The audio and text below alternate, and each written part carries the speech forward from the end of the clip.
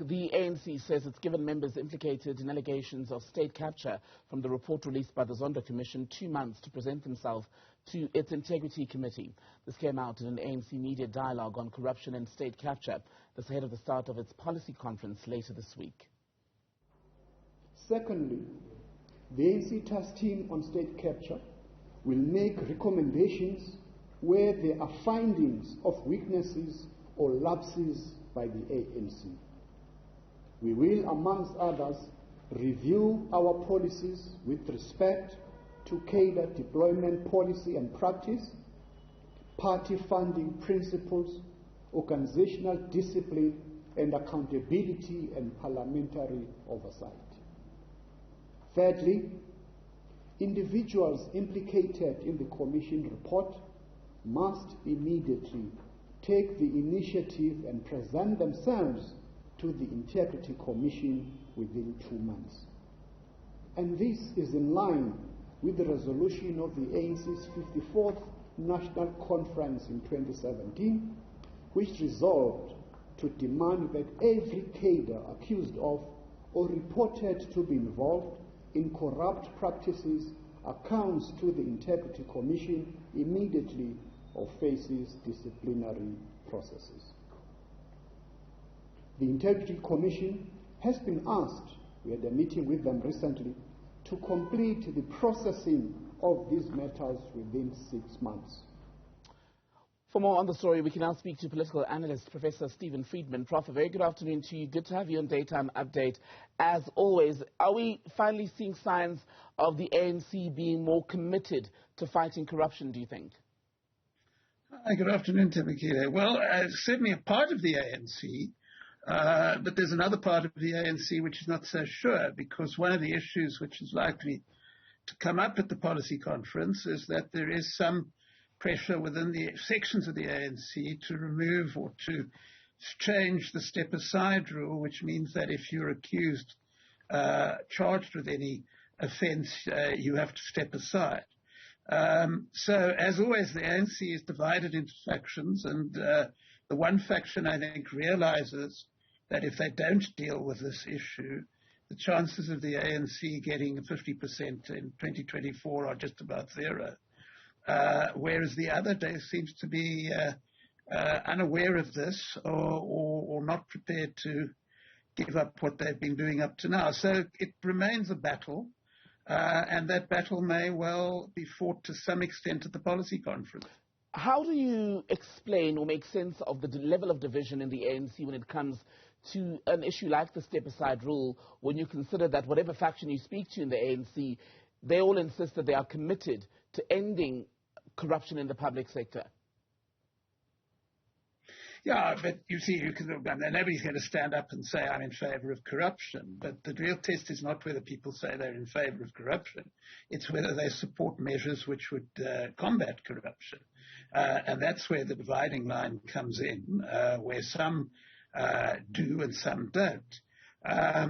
We could get into, there's a very interesting explanation for why some are taking the one position and others are taking the one position. I mean, in a nutshell, for viewers, the people who are in favor of the step-aside rule tend to be people who either themselves or the people they represent are in the formal economy. They do have jobs and incomes. And the other group tries to win support from people who don't have jobs and incomes. But as I say, nobody is going to stand up and say, you're against corruption. If you're against the step-aside rule, you say, well, it's because people are innocent until they're proven guilty, because you have a constitutional right to contest for office unless you've actually been convicted. So they use all sorts of constitutional arguments and so on. But, of course, the bottom line is, do you think the ANC should get tough on people in its own ranks who are accused of corruption? With that in mind, then, there's also been a level of questioning about whether the step-aside rule is necessary at all. Others, yes, have said, let's review it and tweak it. But some have argued that, in fact, the ANC should still be able to deal with people who face serious charges or are guilty of misconduct outside of this rule if those who are saying it should go emerge victorious at the end of this debate. Is the party, or would the party, would its hands be completely bound if it didn't have the step-aside resolution on the issue of dealing with wrongdoing, corruption in particular? No, it wouldn't be completely bound. It's got an integrity commission, and the integrity commission could interview people. But I think the issue is not so much that. The issue is the message it sends. I mean, obviously it's true to say that a person who's accused of something is not guilty until they're found guilty. But politics is about winning the trust of the public. And if you have people who are accused of corruption, then the public perception, for obvious reasons, is that this is not a person you want to represent you. So it's not a question of what the Constitution says. It's a question of what is politically sensible if you want to get people to vote for you. Now, if what you're suggesting happened, yes, they would be able to deal with it to some extent, but the perception among many voters would be that they were backing off from their commitment. Mm-hmm. And I think that if voters see that they're backing off from their commitment, then the ANC would do even worse in 2024 than it looks set to do at the moment. Internally, then, is this rule what's likely going to be determined, or what's likely going to determine who wins the national conference in December? Not really. You see, I mean, there's a very interesting wrinkle here. First of all, I think that the KwaZulu-Natal delegates, who are, of course, very sympathetic to former President Zuma, I think they were rather hoping that that the debate on the step-aside rule at the policy conference would be a test of whether they were powerful or not. Mm. That's not going to happen. And the reason it's not going to happen is that you've had Limpopo, which is supporting President Ramaphosa, also arguing that the step-aside resolution should go. Of course, Mpumalanga and Northern Cape have taken the opposite view. But even if there is a decision to review the step-aside rule at the policy conference, it won't mean that their faction has won. Incidentally, because we are on the verge of the policy conference, I think it's very important, because it's very often misunderstood, to point out to your viewers that it sounds weird, but the policy conference can't make policy. In other words, the resolution it passes are not ANC policy. The only body that can make ANC policy is the conference, which will be held at the end of the year. So the policy conference can recommend, but it can't actually take the decision. With that in mind then, Prof, are we right to be focusing this much? And I say we, I'm looking at the media, the level of commentary, even among South Africans at the moment ahead of this policy conference. Much of it is to do with this rule.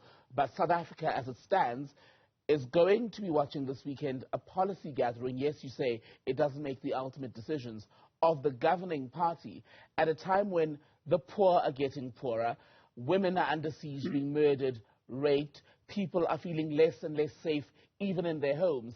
Yet here we are with much of the focus on this one issue. Do you think that's justified? Well, I think the question makes a very important point. Obviously, we have to take notice of the ANC's conferences. It's still a governing party. It gives you a sense of what kind of decisions they're likely to take. But your question is suggesting that perhaps our emphasis is exaggerated, and I think that is true to a certain extent.